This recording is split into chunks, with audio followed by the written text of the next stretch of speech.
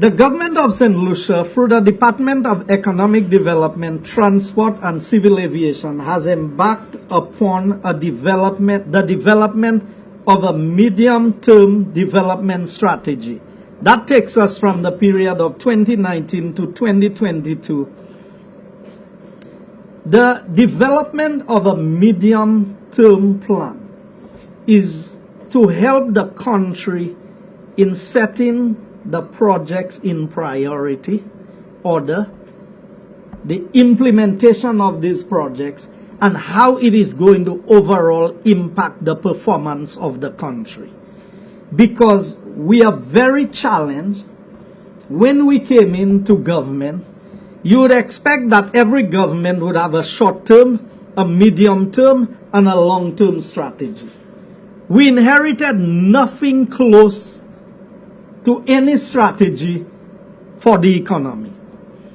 It has taken us time, and you would recall that the Prime Minister, even during our campaign and when we got into government, made it clear that it would take us about 3 years to get things on the right track and to be able to roll out our development program.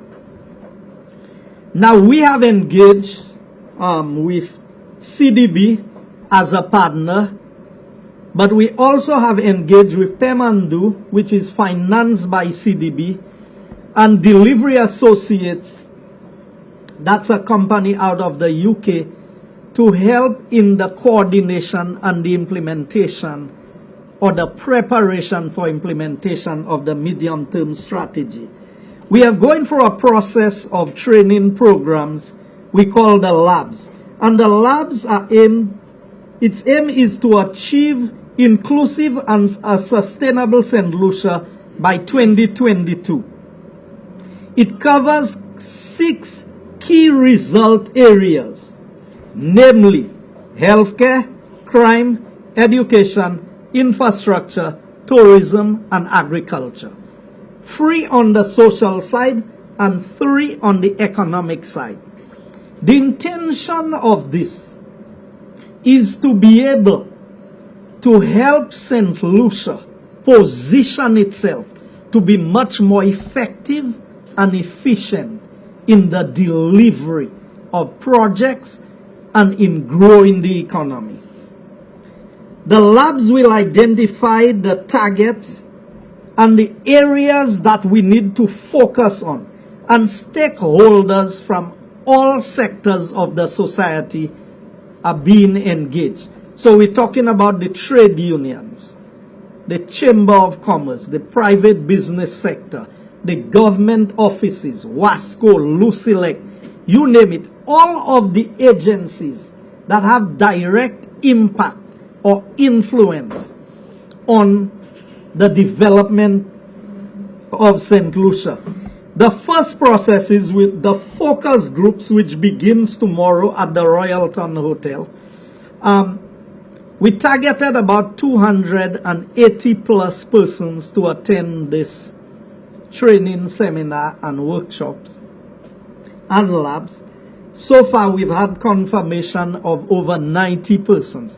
Now, the 280 persons targeted, there was never an expectation that all of these, but we wanted to include as many agencies as possible.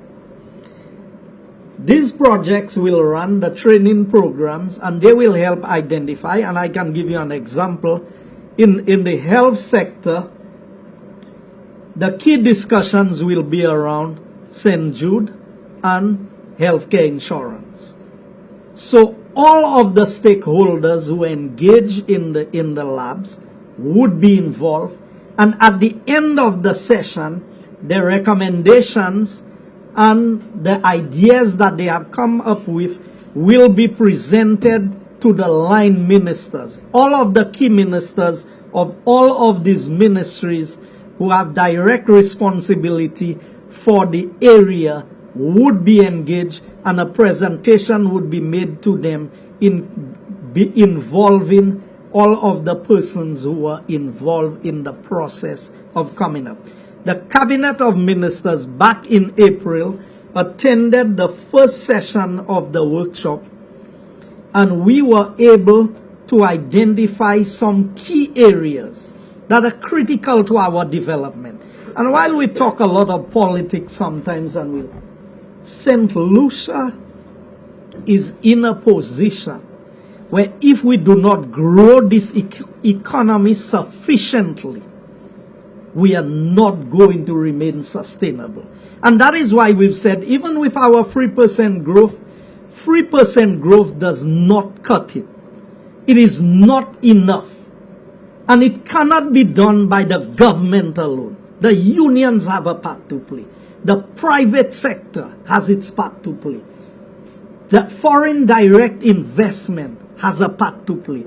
And that is why we are bringing all of the stakeholders together, so that we can have that level of consultation and planning, so that there can be more speedy execution.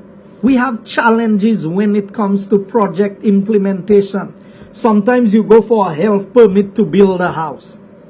By the time you get the fire permit, the health permit has expired and you have to start the process again.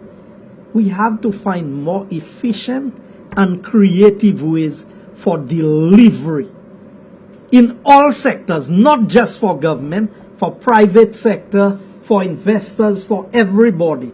So I'm really looking forward to the outcome of this seminar, these labs that are being run, and after it is done, then by the following month in December, we would have another series, and then the delivery associates will come to work alongside the agencies in helping for the implementation.